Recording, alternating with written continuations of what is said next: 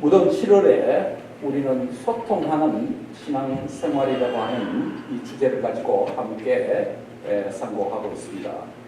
나는 통하는 그리스도인이 되어야 한다라는 요제의 말씀으로 그 첫 시간인 지지난 주에는 나의 과거와 기억으로 소통하라는 말씀을 드렸습니다. 두 번째 시간으로 지난주에는 나의 이웃과 복음으로 소통하라라는 말씀을 드렸습니다. 지난주 설교를 잠시 요약하면 나의 이웃과 복음으로 소통하라라고 했습니다. 이웃과 소통하는 제1단계는 이웃과 평안의 인사로 서로 교제하라라고 했습니다. 이것은 전도 이전의 단계로서 이웃들과 교제를 나누는 단계입니다. 프리이벤젤리즘 스테이지가 이렇게 전도 이전의 단계라고 보겠습니다. 그 다음에 제2단계는 이웃에게 그동안 인사를 해오고 관계를 만들어온 그 이웃들에게 복음과 간증을 통해서 교제하는 단계죠. 이것은 전도의 단계다. 이벤젤리즘 스테이지다라고 말씀을 드렸습니다. 그런데 이웃과 복음을 통해서 성공적으로 소통하면 어떻게 될까요? 전도 그 다음 단계에 대한 것이 오늘 말씀입니다.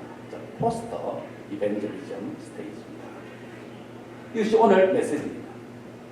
여기까지 한번 정리를 해볼까요? 한 사람이 복음을 통해 주님을 만나기까지 다양한 과정을 경험하게 됩니다. 말씀드린 대로 첫 번째 단계는 전도 이전의 단계죠. 두 번째 단계는 전도의 단계입니다. 이 전도의 단계에서 하나님의 이 복음과 성령님의 능력이 역사하셔서 전도 대상자가 주님에 대한 참된 신앙 고백을 하게 되고 믿고 영접을 했다면 그 영혼은 하나님의 자녀로 거듭난 중생한 자가 됩니다. 맞습니까? 네, 이게 본어게인 크리스찬이 것이죠. 그런데 이 중생, 거듭남, 본어게인 이 중생은 신앙생활의 비기닝 포인트, 출발점이지 신앙생활의 종착점, 마지막은 아닙니다.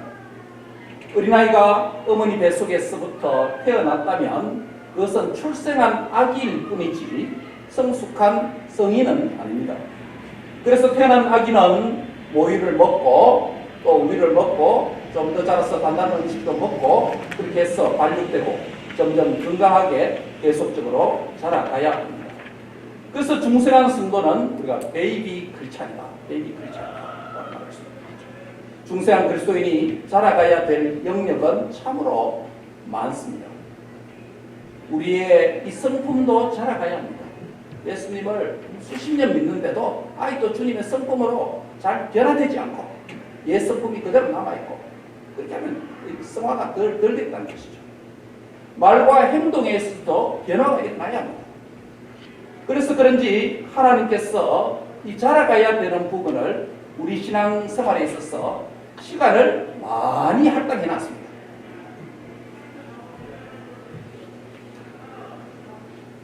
죽을 때까지 예수님의 성품으로 닮아서 자라가는 기간으로 사용하고 있습니다. 예수님을 믿는 순간 우리가 예수님 때문에 우리를 하나님께서 의롭다 칭해주시는 이 justification은 순간적으로 일어납니다. 믿는 순간적으로 은혜로 받습니다. 그러나 나머지는 죽을 때까지 다 무슨 단계예요? 성화예요. 이 단계를 시간을 그렇게 하나님이 많이 할당을 해놨습니다. 무슨 의미겠습니까? 평생 자라가야 된다는 것입니다. 성화의 정도는 인생을 산 나이의 신앙생활의 연륜에 반드시 비례하지 않습니다. 정비례하지 않습니다. 성도는 중생의 구원 이후에 자라가는 삶이 반드시 필요합니다. 중생 이후 자라가는 전 과정을 우리가 전도 이후의 단계다. 포스트 이벤젤리즘 스테이지라고 부릅니다. 성화가 바로 전도 이후의 단계에서 발생합니다. 이 과정을 조직신학적인 용어로 표현하면 우리가 성화의 단계다, sanctification stage다. 이 성화의 단계는 한번 내가 열심을 내서 기독교 신앙생활 반짝하고 끝낼 게 아닙니다. 이 단계는 천국 갈 때까지 계속 자라가는 과정입니다. 전도를 통해서 복음을 듣고 믿음으로 중생을 한 후에 자라가는 과정에서 가장 중요하고 그리고 기본적인 일이 있는데 그것이 무엇일까요? 구원의 하나님에 대한 응답의 행위로 예배자가 되는 것입니다. 예배가 중생한 성도의 삶의 중심에 있어야 합니다. 그리스도인에게 예배가 사이드로 밀려진다든지 치워진다든지 이렇게 되면 하나님 중심의 그리스도인이 아닙니다. 그것은 자기 중심의 그리스도인이고 세상 중심의 그리스도인입니다. 그리스도인이 하나님 중심의 예배에 실패하면 정상적인 그리스도인이라고 할 수 없습니다. 그래서 하나님은 이 시간도 온 땅을 비구감찰하시면서 자기에게 참되게 예배하는 자를 찾고 계십니다. 신령과 진정, 믿음으로 주님께 예배하고 예배자를 찾으시는 주님의 눈에 참된 예배자로 발견되는 은혜가 있기를 바랍니다. 무엇과 통해야 합니까? 오늘 그 세 번째 시간입니다. 나의 하나님과 예배로 소통해야 합니다. 같이 한번 할까요? 나의 하나님과 예배로 소통하라. 하나님께서 애국과 광야에서 행하신 일들을 모세를 통해서 장인 이드로가 직접적인 모세의 증거와 간증을 들은 이후에 이드로는 어떤 반응을 나타내고 있습니다. 어떤 반응입니까? 본문 9절에서 11절의 말씀에 보면 이드로는 하나님에 대한 몇 가지 반응을 오늘 본문에 나타내고 있습니다. 오늘은 하나님의 행하신 일을 모세를 통해서 들은 이드로의 이 몇 가지 반응을 중심으로 해서 바로 말씀을 나눌 텐데 하나님과 소통에 대해서 말씀을 전하려고 합니다. 하나님과 예배로 소통한다고 할 때 그것은 구체적으로 하나님과 어떻게 소통하는 것을 의미하겠습니까? 첫째는 구원의 기쁨과 구원의 찬양으로 소통해야 합니다. 예, 같이 하겠습니다. 구원의 기쁨과 구원의 찬양으로 소통하자. 예, 먼저 본문 9절을 다 같이 한번 우리가 읽어볼까요? 같이 한번 읽겠습니다. 시작. 여호와께서 이스라엘에게 모든 은혜를 베푸사 애굽 사람의 손에서 구원하심을 기뻐하여. 구체적인 내용을 이 9절에서 잘 한번 살펴보겠습니다. 여기서 구원의 주체가 누구이고 구원받은 대상이 누구입니까? 구원자가 누구죠? 예, 여호와 하나님이 구원자입니다. 반대로 구원받은 자는 누구죠? 이스라엘입니다. 이스라엘 자손입니다. 세 번째 질문입니다. 구원의 수단이 무엇입니까? 무엇으로 구원받았습니까? 예, 은혜로 구원받았다는 것입니다. 그것도 모든 은혜라는 표현을 썼습니다. 히브리 원문은 이 은혜란 단어를 모든 선하심이라고 직역할 수 있습니다. 하나님의 선하신 성품을 이스라엘에게 가득 부어주셔서 자기 백성을 구원하셨다라는 의미입니다. 애굽 사람들의 모든 대적과 결박의 손으로부터 이스라엘을 향한 구원의 모든 과정과 순간마다 하나님께서 모든 은혜를, 필요한 은혜를, 모든 은혜를 주셨다라는 것입니다. 그래서 이 말은 그들에게 은혜가 많았다는 의미입니다. 은혜가 충만했다는 의미입니다. 모든 은혜는. 이스라엘이 애굽으로부터 구원받은 것은 전적으로 하나님의 완전하고 충만한 은혜 때문이었습니다. 이것은 새 이스라엘인 저와 여러분의 구원도 마찬가지입니다. 사도행전 15장 11절에 보시면 주 예수의 은혜로 우리가 구원받은 줄을 믿노라 라고 말합니다. 무엇으로 구원받았습니까? 은혜로 구원받았습니다. 에베소서 2장 5절에도 보면 허물로 죽은 저와 여러분을 그리스도와 함께 살리셨는데 너희는 무엇으로? 은혜로 구원을 받은 것이다 라고 말씀을 하고 있습니다. 저와 여러분이 구원받은 것이 은혜인 줄 믿습니다. 은혜인 줄 믿습니다.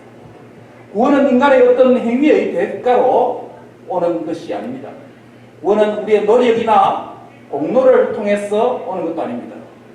구원은 경건한 성도의 남는 잉여 구원을 통해서 후손이나 다른 사람이 구원받을 수가 없습니다.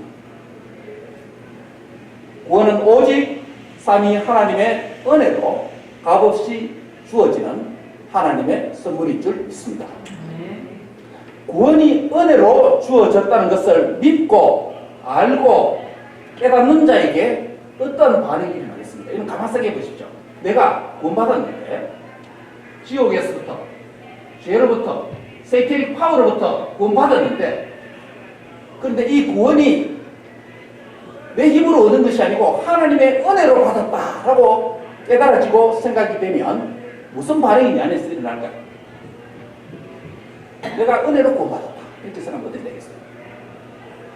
그것을 생각하면 내 입에 미소가 만들어지려 합니다. 다시 말하면 기쁨이 만들어진다는 것입니다. 감사가 만들어진다는 것이죠. 그래서 이 구원은 모든 은혜의 결과라는 것을 알게 된다.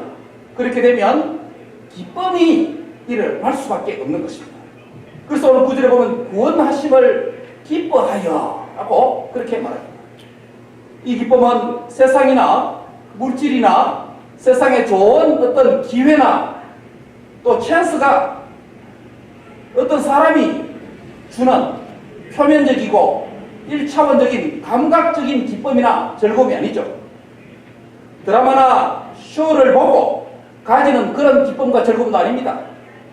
이 기쁨은 구원의 기쁨입니다. 이 기쁨은 구원의 즐거움입니다. 구원자 하나님께서 하늘로부터 구원받은 백성들에게 일으키는 신령한 기쁨이요 내적인 즐거움입니다. 이 기쁨은 우리의 영혼 깊은 데서 우러나오는 즐거운 거룩한 기쁨인 것입니다. 그런데 하나님께서 이스라엘을 구원하셨기에 구원받은 대상이 누구라고요? 이스라엘입니다. 구원자는 누구고요? 하나님입니다. 그러면 구원받은 이스라엘이 기뻐하고 즐거워한다라고 오늘 보면 그렇게 기록해 놨으면 우리가 이해가 잘 될 것입니다. 그런데 어찌해서 하나님의 행하신 일을 들은 이더로가 이스라엘의 구원을 인하여서 지금 기뻐한다는 것입니다. 이게 오늘 우리가 풀어야 될 문제입니다. 다시 말해서 이스라엘의 구원, 남의 구원이, 다른 사람의 구원이 그 이야기를 듣는데, 다른 사람의 구원과 간증을 듣는데 내가 왜 기뻐해야 할까요? 내가 왜 기뻐집니까?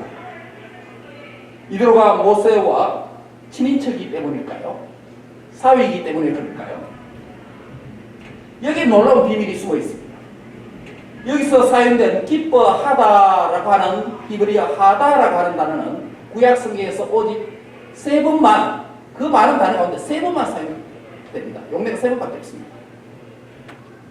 그 용례를 살펴보면 대부분이 무엇을 위해서 사용되었냐면 이 기뻐하다, 기쁨이라는 의미가 하나님의 구원의 영원한 복을 받은 자가 누리는 기쁨과 즐거움을 표현할 때 이 기뻐하다는 이 단어를 씁니다. 한 예를 10편 11편 6절이 말하고 있는데 저로 영영토록 지극한 복을 받게 하시며, 지극한 복이 뭐겠습니까? 영원토록 받는 복이 뭐겠습니까? 10편 기자가 말하는 복이 뭐겠어요? 구원의 복이겠죠. 영원토록 받는 복입니다. 그리고 주 앞에서 이 영원한 구원의 복을 받으니까 주 앞에서 어떻게 한다고요? 기뻐하고 즐겁게 하시나이다 라고 10편 기자가 고백합니다. 그러므로 이 기뻐하다라고 하는 지금 모세의 장인 이더로가 이스라엘의 구원 이야기를 듣고 기뻐하는 그 기쁨의 단어가 하나님의 구원의 영원한 복을 받은 자가 누리는 기쁨과 즐거움을 의미할 때 사용하는 이 단어를 지금 쓰고 있다는 것입니다.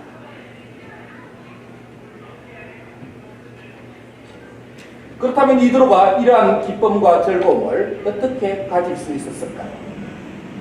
이스라엘이 하나님의 은혜로 애굽으로부터 구원받았다는 것을 모세를 통해서 듣는 과정에 하나님의 은혜가 이드로에게 역사한 것 같습니다. 어떤 은혜일까요? 이드로가 하나님의 은혜를 통해서 하나님께서 행하신 일을 모세로부터 들을 때에 이드로의 속에서 서서히 내면의 변화가 일어났다는 것입니다. 그것을 감시합니다. 이스라엘의 구원이 마치 이드로 자신의 구원처럼 이드로가 이스라엘이 구원받은 것에 동감이 갈 정도로 성령님께서 이드로 안에 역사하셨습니다. 이드로는 구원의 하나님에 대해서 마음문이 서서히 열리고 있다는 의미가 됩니다. 이와 같이 하나님께서 하신 일, 복음, 말씀을 말하면 듣는 자에게 이런 역사가 일어날 수 있다는 것을 보여줍니다. 하나님의 은혜로 이스라엘이 구원받은 것을 들을 때에 듣는 이드로가 기뻐했다는 것은 무엇을 전제라고 했습니까? 이스라엘의 구원자 하나님의 그 구원의 능력이 하나님께 있었기 때문에 현재 이스라엘 백성들이 구원받은 존재로 있지 않겠습니까? 현재 이스라엘의 현존은 곧 하나님의 능력의 구원 능력의 결과입니다. 그래서 지금 구원받을 수 있는 거 아닙니까? 이스라엘이 구원받은 것이 거짓말이라든지 하나님이 이스라엘을 구원할 만한 능력이 없는 분이라면 이드로가 구원과 관련돼서 사용되는 이 기쁨이라고 하는 이 단어를 쓸 필요가 없는 것입니다. 그렇지 않겠습니까? 이것을 전제하고 있다는 것입니다. 그의 기쁨 내면은. 구원과 관련된 기쁨을 의미하는 이 단어를 이렇게 사용해서 기뻐할 이유가 없다는 것입니다. 즉 하나님이 살아계시고 그분의 구원의 능력이 있고 그래서 이스라엘이 지금 구원받은 자다라는 것입니다. 하나님에 대한 존재, 그분의 구원 능력, 구원자 여기에 대해서 그가 알게 됐다는 것입니다. 그래서 구원 이야기를 듣고 이 기쁨을 가진 이드로에게 있어서 이스라엘의 하나님이 이드로 자신의 하나님이 되어가고 있다는 것을 의미합니다. 그리고 이스라엘의 구원자가 이드로에게 있어서 나의 구원자가 되어가고 있었다는 것입니다. 이스라엘이 무엇으로 구원받았다고요? 은혜로 구원을 받았다면 이드로는 은혜로 그 구원을 기뻐하였다는 말이 됩니다. 이것은 무엇을 의미할까요? 이스라엘에게 베푸신 구원의 은혜를 들을 때 이드로는 하나님과 소통하는 자로 변화되고 있다는 말이 됩니다. 이스라엘의 구원자 하나님이 이드로 안에서 이드로와 교제하고 계시다는 증거입니다. 그렇지 않으면 이드로가 이 구원의 기쁨과 구원의 즐거움을 위해서 사용하는 이 단어를 사용해서 기뻐할 이유가 없습니다. 흥미롭게도 이드로를 향한 성령 하나님의 역사와 은혜는 여기에서 멈추지 않고 한 단계 더 깊은 단계로 들어갑니다. 그것이 본문 10절입니다. 10절에서 이드로는 드디어 하나님을 향하여 찬송하기 시작합니다. 10절을 다 같이 읽겠습니다. 시작. 애굽 사람의 손에서 바로의 손에서 건져내시고 백성을 애굽 사람의 손 아래에서 건지셨도다. 애굽에서 하나님께서 행하신 일과 광야에서 겪었던 모든 시련 가운데서 건지신 하나님의 일을 모세를 통해서 전부 들은 이드로는 여호와 하나님을 찬양하기 시작합니다. 여러분, 이 찬양이 구원받은 당사자인 누구요? 이스라엘의 찬양이 아닙니다. 이 찬양은요. 누구의 찬양입니까? 이드로의 찬양이죠. 이드로가 지금 하는 말이 여호와를 찬송하리로다 라고 말합니다. 이드로의 찬양의 주제가 무엇입니까? 10절을 잘 살펴보시기 바랍니다. 그것은 어떤 찬양이냐면 구원의 찬양입니다. 구원의 노래입니다. 이 구원이 이스라엘이 받은 구원임에도 불구하고 이 찬양은 구원 역사를 행하신 하나님의 일을 모세를 통해서 직접 듣게 된 이드로의 찬양입니다. 하나님을 향한 이드로의 찬양입니다. 이드로가 이스라엘이 부른, 모세가 부른 그 구원 찬양에 립싱크만 한 게 아니에요. 이것은 이드로 자신의 찬양입니다. 모세로부터 하나님의 행하신 일, 곧 전도와 간증을 듣게 된 이드로는 찬양으로 하나님과 소통하는 자로 완전히 변화되어졌다는 것입니다. 요약하면 이렇습니다. 모세를 통해서 하나님께서 이스라엘에게 행하신 일을 들었을 때, 하나님이 행한 일을 들었을 때 이드로는 구원의 기쁨을 가졌습니다. 구원의 찬양을 올렸습니다. 이 구원이 이스라엘이 경험한 이스라엘의 구원임에도 불구하고 듣는 이드로 자신의 기쁨이 되었고 이드로 자신의 찬양이 되어서 자신의 입에서 터져나온 것입니다. 출애굽 공동체인 언약 백성의 구원 사건이 어떻게 이드로 개인의 기쁨과 개인의 찬양으로 발전되었을까요? 우리는 하나님의 은혜와 성령의 역사 외에 다른 어떤 것으로 설명이 불가합니다. 성령론적으로 해석할 수밖에 없습니다. 모세의 두 아들의 이름인 게르솜과 엘리에셀의 의미가 원래는 모세의 개인적인 인생 체험을 반영하는 이름이었지 않습니까? 그래서 시내산에 와서 모세의 가족을 만날 때 이스라엘 공동체에게다 이것을 적용했지 않습니까? 개인의 경험이, 주관적 체험이 이스라엘의 공동체적인 경험으로 적용했습니다. 그래서 모세에게 나의 하나님이 무슨 하나님 되었다고요? 그들의 하나님. 그러니까 우리의 하나님 되겠죠. 모세도 그렇고 이스라엘 백성들도 그렇고 언약 공동체의 한 회원이기 때문에 바로 나의 하나님이 우리의 하나님이 되었습니다. 이와 마찬가지로 오늘 본문에서는 이드로가 이스라엘 공동체가 받은 구원의 은혜를 듣게 되었을 때 이드로 개인의 구원의 기쁨과 개인의 구원의 찬양으로 발전되고 있습니다. 이것은 이스라엘 공동체의 구원이 이드로 개인의 구원의 기쁨과 구원의 찬양으로 적용되고 있습니다. 즉 그들의 하나님이 누구의 하나님? 나의 하나님. 앞에서는 모세 아들 두 아들 이름은 나의 하나님이 그들의 하나님이 되는데 이제는 여기서는 그들의 하나님, 이스라엘의 구원받은 그들의 이스라엘의 하나님이 이들에게 누구의 하나님? 나의 하나님. 이 말은 그들과 내가 어느 울타리 안에 있다? 하나님의 언약 백성 카테고리 안에 들어와 있다는 것을 의미합니다. 이드로가 드디어 언약의 공동체, 원 공동체의 일원이 될 정도로 변화되었다는 것을 반증합니다. 이방인 제사장 출신인 이드로가 어떻게 이런 변화를 경험할 수 있었을까요?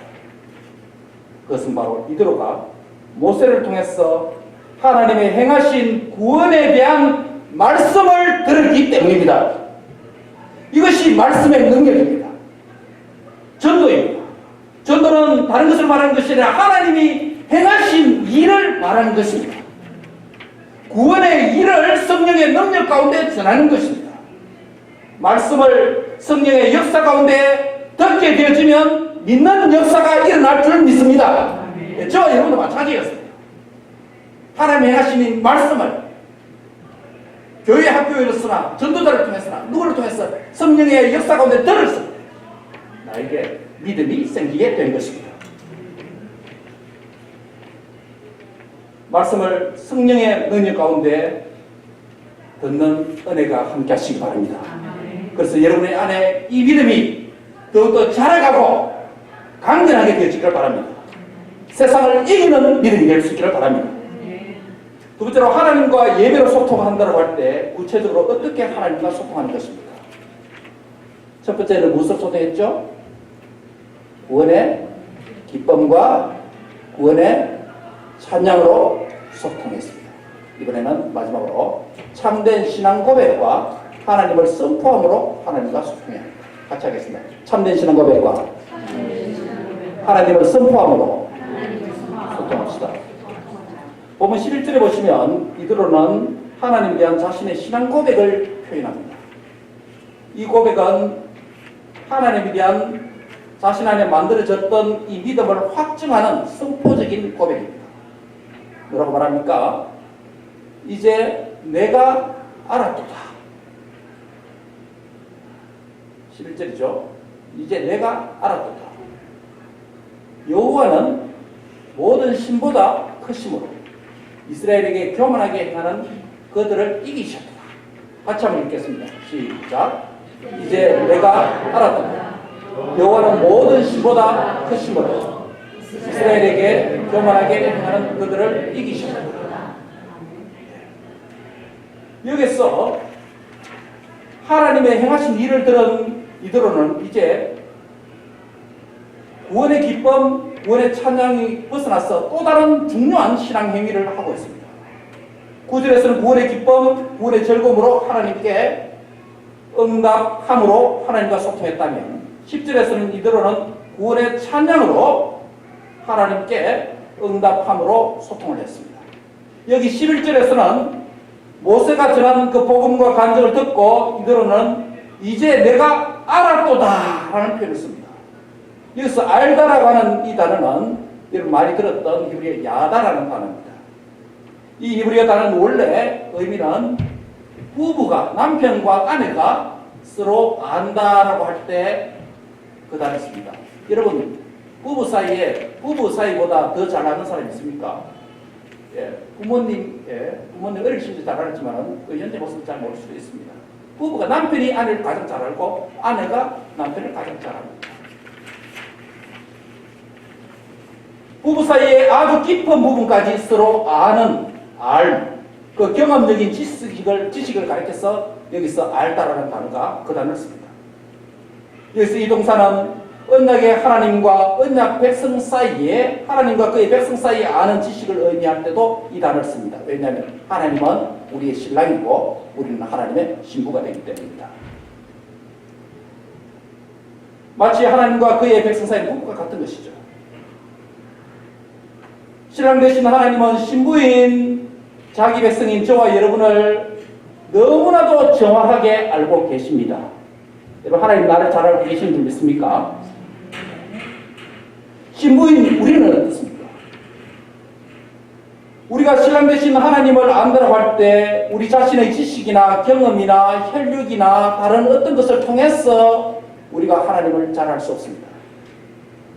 신부된 성도들이 신랑 되신 하나님을 안다고 할 때 그것은 하나님께서 계시해 주신 언약의 말씀을 통해서 하나님에 대해서 자세히 압니다. 그 다음에 상고대 성령을 통해서 우리가 하나님에 대해서 깨닫고 알게 됩니다. 이것이 우리가 하나님을 아는 방식입니다. 그런 방식으로 하나님 계시하시기 때문입니다. 여기서 이대로의 내가 알았도다 라고 말할 때 이 알은 단순한 정보나 지식을 얻게 되었다는 말이 아니에요. 하나님과 이대로 사이에 관계적인 믿음이 만들어졌다는 것입니다. 하나님의 행하신 일, 곧 말씀을 듣는 중에 그 말씀이 하나님에 대한 참된 지식과 바른 알을 이대로 안에 일으켰다는 것입니다. 말씀을 듣는 중에 믿음을 이대로의 심령에 낳았다는 것이 됩니다. 그래서 이대로는 이제 내가 알았도다 라고 선포를 하는 것입니다. 다른 말로 표현하면 이 알다라는 말에는 믿는다는 말이 포함되어 있습니다. 그러므로 이제 내가 확신한다. 이제 내가 믿는다 라는 의미가 됩니다. 그렇다면 이대로가 알고 확실히 믿게 된 것이 무엇입니까? 11절 하반절에 그 믿음의 내용 두 가지를 말하고 있습니다. 첫 번째가 무엇입니까? 하나님은 모든 신보다 크시다 라는 선포입니다. 여기서 하나님이 모든 신들과 비교해서 그것들보다 크다라고 비교급을 사용해서 말합니다. 그러나 엄격하게 말하면 세상의 신들이라고 불려지는 것들이 많이 있지만은 진정한 의미에서 이것들은 신입니까? 신 아닙니까? 아닙니다. 뭡니까? 그러면? 다 우상 아닙니까? 피조물입니다. 그렇죠? 다 만든 것입니다. 그래서 시편 96편 5절에 보면 이런 말씀을 하는 것입니다. 만국의 모든 신들은 뭐다? 우상들이지만 여호와께서 하늘을 지으셨음이로다. 아멘. 이 말은 세상의 신들은 신들이라고 불려지는 작자들이 있지만은 그것들은 하나님이 만드신 물질을 통해서 피조물을 통해서 만들어진 사람이 만든 피조물일 뿐이죠. 반면 참신은 오직 창조주 하나님밖에 없는 줄 믿습니다. 우리 하나님만 참신인 줄 믿습니다. 여러분의 하나님이 창조주 하나님이신 줄 믿으시기 바랍니다. 내 인생의 생사화복을 주관하시는 살아계신 전능하신 하나님이신 줄 믿으시기 바랍니다. 이런 신앙 고백이 하나님과 소통하는 하나의 방식이라는 것입니다. 오늘 우리 예배 중에 신앙 고백을 하나 했습니다. 무엇을 통해서 고백했습니까? 하나님이 행하신 일, 삼위 하나님이 행하신 일, 사도신경에 기록된 이 신앙 고백을 통해서 하나님께 올려드려서 소통을 한 것입니다. 할렐루야. 신앙 고백이 하나님과 소통하는 방식이라는 것입니다. 이들과 선포하는 하나님은 두 번째로 어떤 하나님입니까? 이스라엘에게 교만하게 행하는 대적들을 이기셨다. 따라합니다. 하나님은 승리자입니다. 이것을 선포한 것입니다. 여기서 이스라엘에게 교만하게 행하는 그들은 누구를 가리킵니까? 애굽에서 바로 왕과 애굽 사람들을 가리키겠죠. 이들은 하나님의 백성 이스라엘을 학대하고 무시했습니다. 바로 왕은 끝까지 하나님의 구원 역사인 출애굽을 방해하고 대적했습니다. 하나님과 하나님의 뜻을 대적하는 것이 하나님이 말하는 교만입니다. 여러분, 교만할 때 우리 교만, 겸손 뭐 이런 표현을 쓸 때 오늘날 한국 성도들이 유교가 깊이 내재된 문화 속에 살았기 때문에 유교적인 방식 안에서 교만, 겸손 이런 정의를 가지고 있습니다. 다 바꿔야 됩니다. 유교의 교만은 그게 아닙니다. 겸손 그게 아닙니다. 하나님을 대적하는 것, 하나님의 뜻을 반대하는 것, 그게 교만이고, 겸손은 반대로 하나님의 뜻대로 순종하고 하나님의 뜻에 맞추어 사는 것이 바로 겸손입니다. 겸손과 교만의 정의가 성경 중심으로 바로 정의가 됩니다. 예. 유교적인 겸손 어떻습니까? 당신 이거 해볼래요? 어째요? 저는 못합니다. 그런 방식이 아니에요. 우리 문화 속이 많아요. 하나님 뜻이면 해보겠습니다. 이렇게 나와야 되는데 그 사람 보고 저 사람 왜 교만하나 낯서나 이렇게 말하면 잘못됐다는 것이에요. 예. 교회 안에서 당신 이거 해보실래요? 하면 내가 좀 부족하지만 해보겠습니다. 어떤 사람은 저 교회 왜 저래 낯서나 처음 왔어요. 이렇게 하면 안 돼요. 예. 겸손과 교만 성경적으로 정의하고 성경대로 해야 됩니다. 하나님 뜻에 맞추어 살고 말씀대로 순종하는 것이 겸손이에요. 그 반대로 하는 거 그게 바로 교만입니다. 바로 오늘 본문에서도 바로 그겁니다. 이스라엘 백성을 대적한 것, 그것이 곧 누구를 대적한 것이다? 하나님 자신을 대적한 것으로 하나님 그렇게 생각한다는 것이에요. 그래서 대적을 이기셨다고 말하는 것은 심판한다는 의미예요. 심판이 전제를 의미합니다. 결국 이스라엘에 행한 교만과 이스라엘의 대적은 반드시 하나님께서 심판하셔서 하나님이 이기신다는 것입니다. 이 심판 전쟁에서 승리자는 하나님이십니다 라고 이들과 신앙 고백을 한 것입니다. 요약하면 모세를 통해 하나님께서 행하신 일을 듣는 이들로는 이제 내가 알아도다, 이제 내가 믿는다 라고 말하는 것입니다. 지난날 40년 동안에 미디안 광야에서 모세와 함께 생활한 적이 있습니다. 그때 모세를 통해서 복음을 들은지 모르겠지만 희미할 겁니다. 그러나 오늘 이 본문에서 이제 내가 알았다 라고 신앙의 고백을 통해서 하나님과 소통하는 자로 변화되었습니다.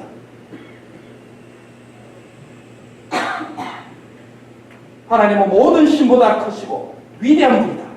하나님은 모든 대적을 이기신 분이다. 이것이 우리의 신앙 고백이 되어지기를 바랍니다. 말씀을 맺습니다. 구원받은 성도가 하나님과 소통한다고 할 때 하나님과 우리 사이에 양방향의 상호 소통 행위에 참여해야 됩니다. 먼저 하나님은 우리를 향하여 기록된 말씀을 통해서 자신을 계시하십니다. 말씀을 통해서 행하신 일들을 보여주심으로 우리와 소통하기를 원하십니다.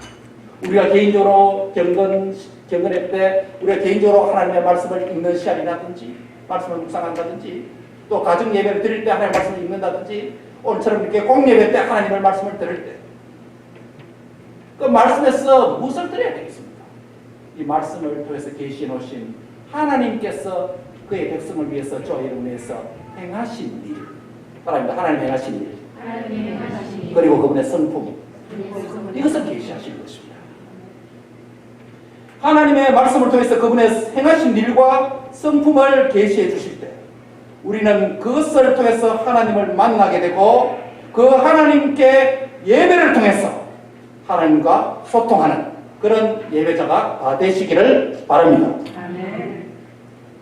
여기 앉아있는 사랑하는 형제 자매들, 이 예배를 통해서 하나님과 소통하는 복을 천국 가는 날까지 누릴 수 있기를 바랍니다. 아멘. 만약에 우리 몸이 불편해서 주일날 예배당에 못 올 것 같으면 야곱처럼 내 침상머리를 의존하고 그곳에서도 하나님을 만나고 소통하는 역사가 있기를 바랍니다. 아멘. 우리의 몸이 건강하거나 또 육체가 불편하거나 언제든지 이 땅에 사는 날 동안 예배를 통해서 하나님과 소통하는 복된 성도들이 다 되시기를 바랍니다. 나는 통하는 그리스도인이 되입니다. 기도하겠습니다. 하나님 감사합니다. 성경 말씀을 통해서 앞선 전도자를 통해서